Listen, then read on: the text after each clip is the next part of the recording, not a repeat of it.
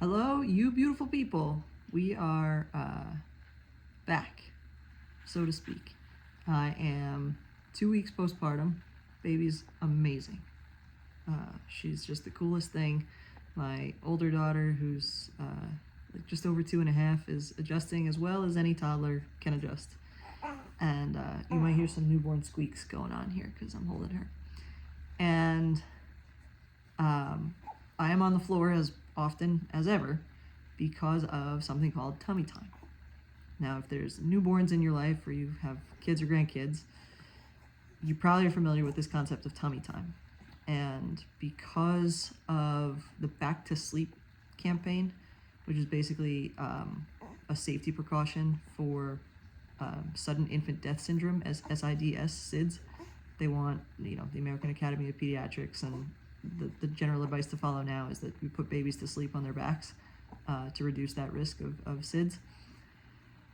And the risk of doing that is they develop flat heads because they're laying back against the ground or a hard surface a lot of the time because they sleep a lot.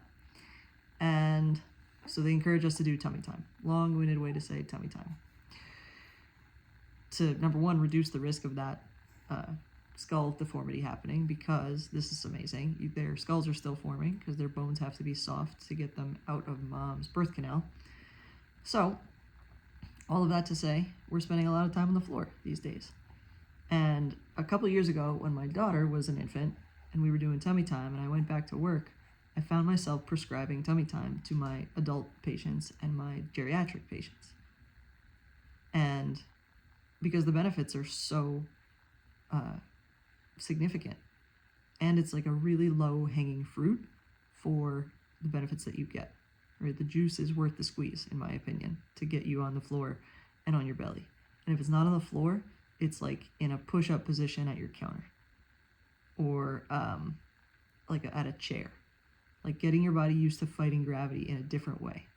So in the newsletter, I talk about all the benefits of tummy time. I'll touch on some of them here. Number one is you avoid those postural and anatomical potential deformations, right? So in an adult, think of how I'm sitting right now, right? Like this. Like when you're on the ground, you have to be upright. You have to use the muscles in the back of your neck to keep you there. So you avoid that text neck posture, right? The next thing is you start to recruit the muscles in the back, and you start to recruit the muscles in the front to stabilize your core. Okay? It's also like a very foundational, fundamental position. Every single one of us who has a healthy nervous system and a healthy musculoskeletal system, who was born with that, has been in that position before. So like, if a baby can do it, so can you. The other thing that's really important is starting to do it a little bit, a lot of times. So if I left my baby on the ground for half an hour in tummy time, she's going to get real upset after about 3 minutes, which is why we do it for 2 minutes, 2.5 minutes, just to the point where she starts to get upset, and then I flip her back over and I hold her, or we move and change positions. You should do it the same way. If you haven't been on your belly in years, don't spend half an hour on the ground on your belly. Your body's not going to love you for that the next day. What you should do is a little bit, a lot of times. So 30 seconds, 60 seconds, 90 seconds on your belly, just hang out there. See what it feels like. Most people have not been in that position in a long time, and it's uncomfortable after a minute or two.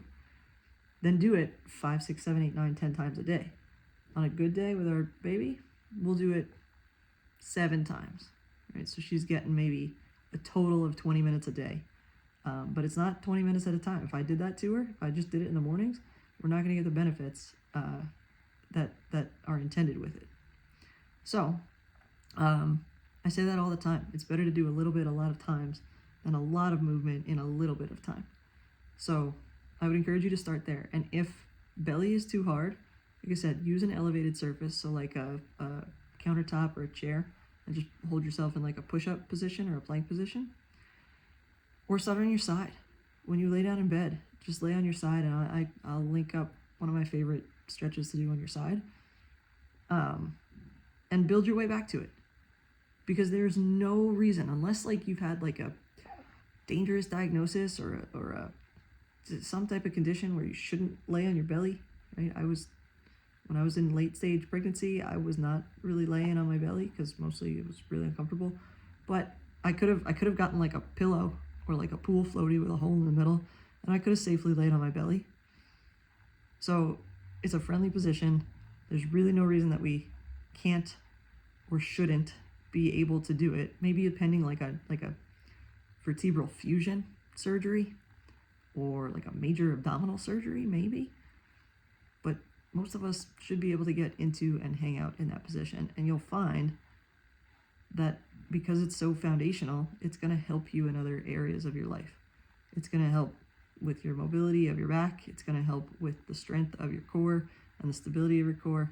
So my challenge to you as we kind of embark on this newborn journey together with my toddler is get on your belly. Okay? Start where you are, use what you have, be smart, know your body, and keep moving.